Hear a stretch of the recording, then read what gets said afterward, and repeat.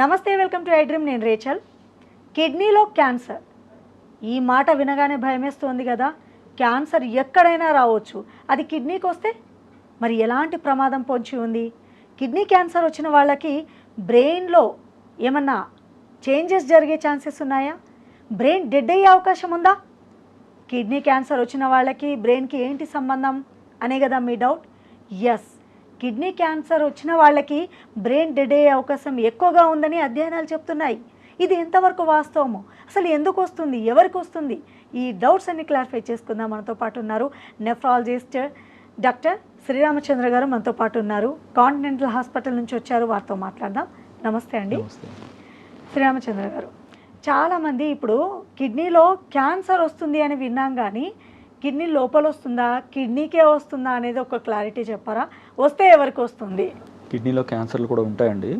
Renal cell carcinoma అని, clear cell carcinoma అని రకరకాల పేర్లతో అంటే క్యాన్సర్ వస్తుంది. కిడ్నీలో మామూలుగా కిడ్నీ తర్వాత బయటకు వచ్చే గొట్టం, యూరిటరు, బ్లాడరు, ఇవన్నీ అంటే కిడ్నీ అని డైరెక్ట్గా కాకపోయినా మూత్రపిండానికి సంబంధించిన ఆర్గన్ సిస్టమ్ కదా అది, అంటే యూరినరీ సిస్టమ్ అంటారు. అందులో ఒక్కొక్క చోట ఒక్కొక్క రకమైన క్యాన్సర్లు ఉన్నాయి. అంటే ఆ టిష్యూని బట్టి రకరకాల క్యాన్సర్లు వస్తాయి. ఇప్పుడు బ్లాడరు, యూరిటర్లో ఉండే ట్రాన్సిషనల్ సెల్ అంటారు, దానికి వచ్చే క్యాన్సర్లు యూజువల్గా స్మోకింగ్ ఎక్కువ చేసే వాళ్ళకి వస్తుంది. స్మోక్ ఎక్కువ చేసే వాళ్ళకి అంటే కొన్నాళ్ళు అయిన తర్వాత లంగ్ క్యాన్సర్లు ఇవే కాకుండా బ్లాడర్ క్యాన్సర్ కూడా వచ్చే అవకాశం ఎక్కువ. బ్లాడర్ క్యాన్సరు, యూరిటర్ క్యాన్సరు అది వచ్చిందనుకోండి, ఒకవేళ యూరిటర్ క్యాన్సర్ వచ్చిందనుకోండి, ఆ వైపు ఉన్న యూరిటర్ తీసేయాలంటే ఇంకా అక్కడ కిడ్నీ ఉంచలేము అది, ఎందుకంటే ఆ కిడ్నీలోంచి వచ్చే యూరిన్ ఎక్కడికి పంపిస్తాం అది ఇబ్బంది అవుతుంది. సో ఆ కిడ్నీ యూరిటర్తో సహా మొత్తం అంతా తీసేయాల్సిన పరిస్థితి వస్తుంది క్యాన్సర్ వచ్చింది కాబట్టి సర్జరీ చేసేటప్పుడు.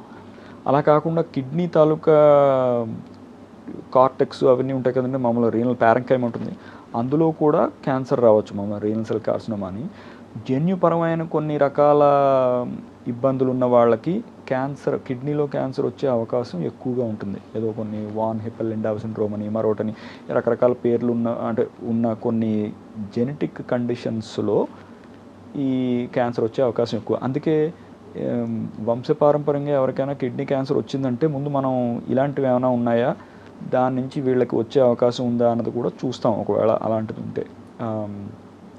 ప్రత్యేకంగా ఇప్పుడు ఇందాక మనం ట్రాన్స్ప్లాంట్ గురించి మాట్లాడుకున్నాం కదా, అలాంటప్పుడు ఇలాంటివి అనుమానాలు ఉంటే దాన్ని కొంచెం క్లియర్ చేసుకుని మన భవిష్యత్తులో మనకి ఇబ్బంది లేకుండా, అంటే డొనేట్ చేసే వాళ్ళకి సంబంధించి డోనర్ తాలూకా తల్లిదండ్రులకి ఎవరికైనా ఇబ్బంది ఉంటే వీళ్ళకి ఒక కిడ్నీ తీసేసాక రెండో దానికి క్యాన్సర్ వస్తే ఇబ్బంది కదా అది. సో అందుకని కొంచెం అలాంటివన్నీ జాగ్రత్తగా చూసుకుంటాం మనం. సో క్యాన్సర్ అయితే కిడ్నీ తాలూకా మెయిన్ కిడ్నీ ఆ ప్యారెంకైమాలో రావచ్చు, గొట్టంలో యూరిటర్లో రావచ్చు, బ్లాడర్లో రావచ్చు. అంటే క్యాన్సర్ అనేది ఎక్కడైనా రావచ్చు. ఇప్పుడు మీరు అన్నట్టు కిడ్నీలో క్యాన్సర్ వస్తే బ్లాడర్, గొట్టం రకరకాల చెప్తున్నారు కదా, ఎక్కడొచ్చినా కూడా బ్రెయిన్ డ్యామేజ్ అయ్యే ఛాన్సెస్ ఉంది అని విన్నాము, వాస్తవమేనా?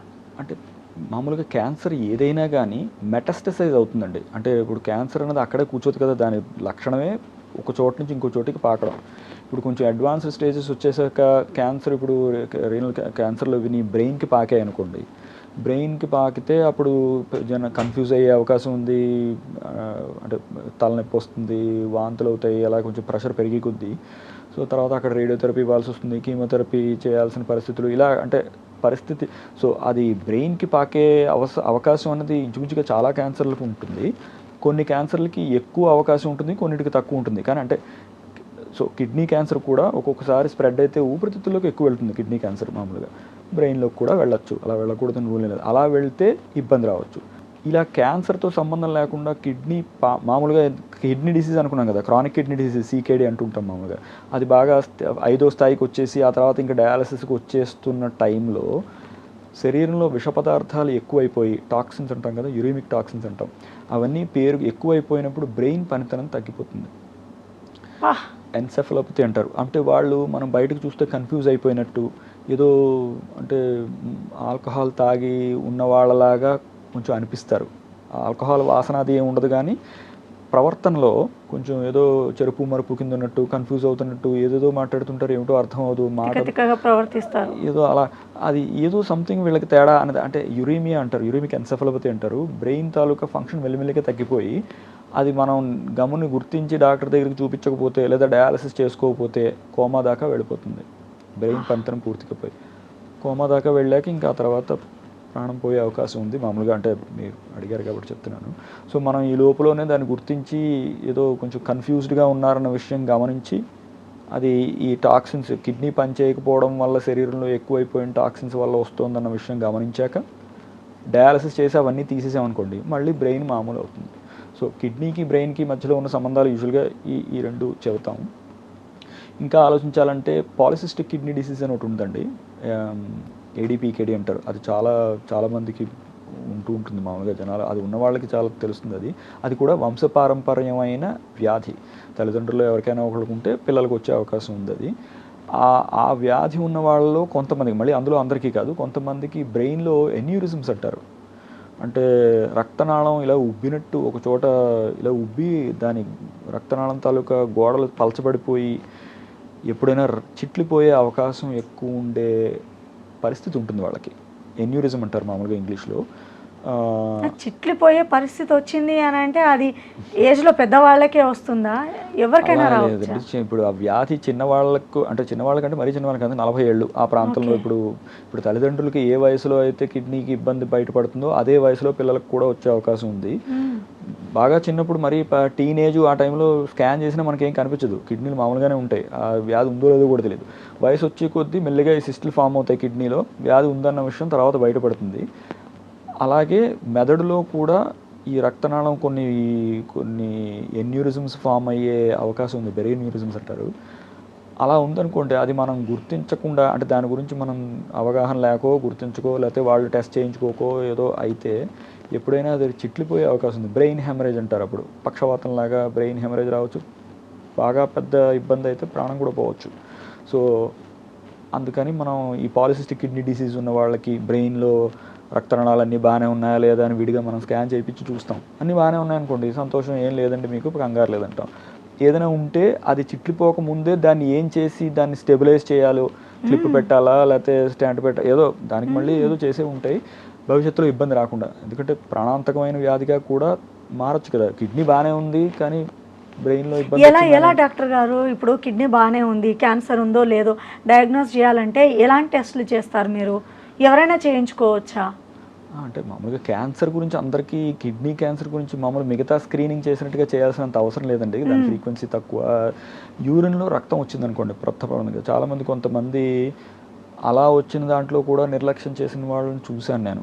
అలాంటివి చేయకూడదు. అంటే మీ మాధ్యమం ద్వారా చెప్పదలుచుకుంది ఏంటంటే, యూరిన్లో ఎప్పుడైనా రక్తం వచ్చిందంటే ఇంకా నిర్లక్ష్యం చేయకుండా వెంటనే చూపించుకోవడం.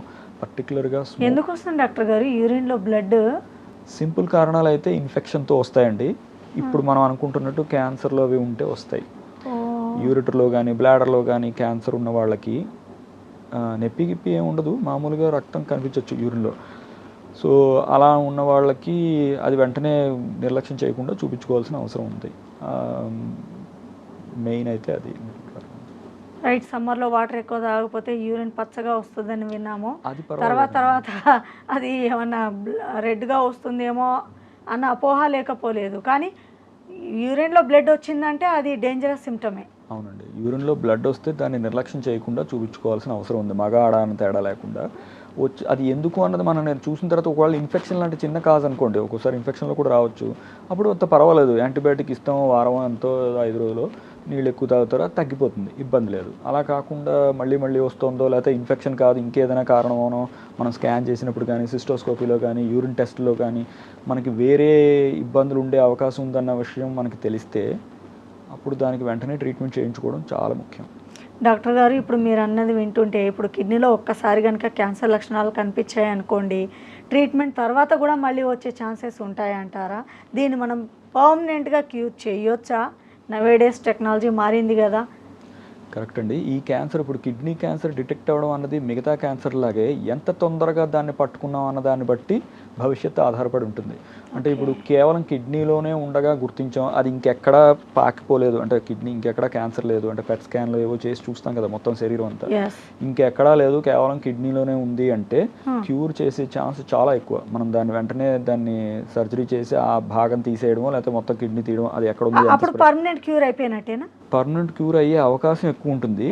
మనం మానిటర్ చేస్తాం, అంటే ఇప్పుడు ఉన్నది కంటికి కనిపించిందంతా తీసేసాము, ఇక పైన వస్తుందా రాదా అంటే చెప్పలేము. అదే ఏ క్యాన్సర్కైనా అదే ఇబ్బంది.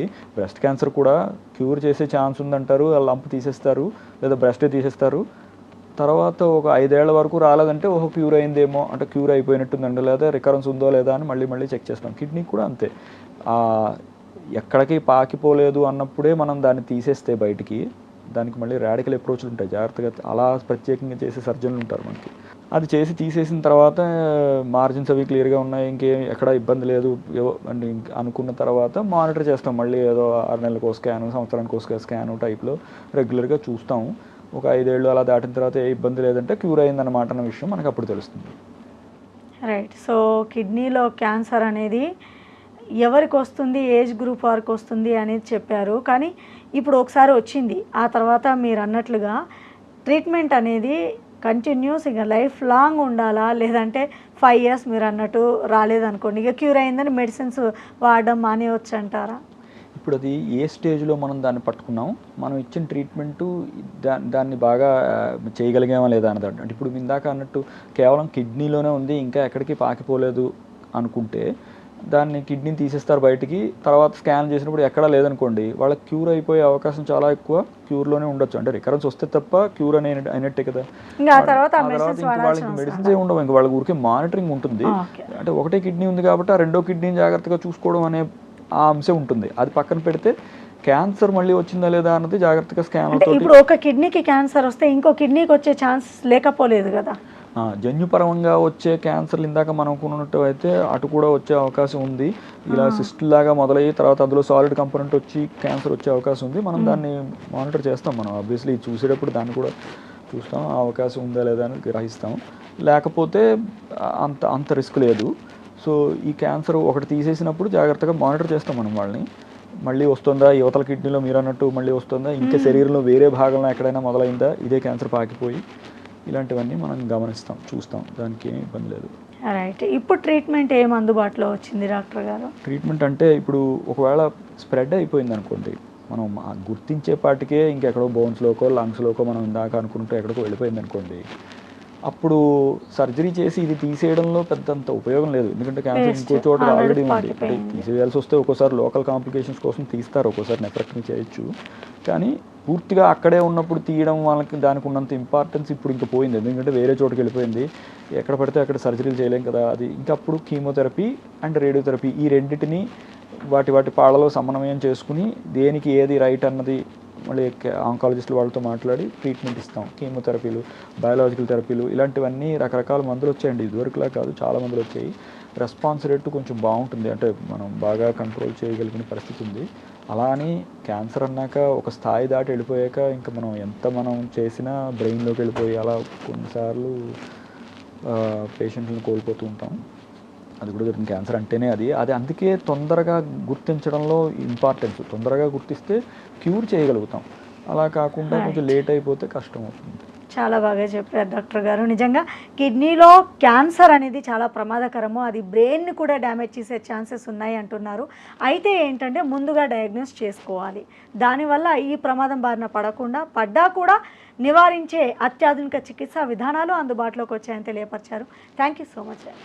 And for more videos, please subscribe to iDream channel. Subscribe to iDream Media. Please subscribe to iDream. Please subscribe to iDream. Please subscribe iDream. And please subscribe to iDream. For more videos, subscribe to iDream.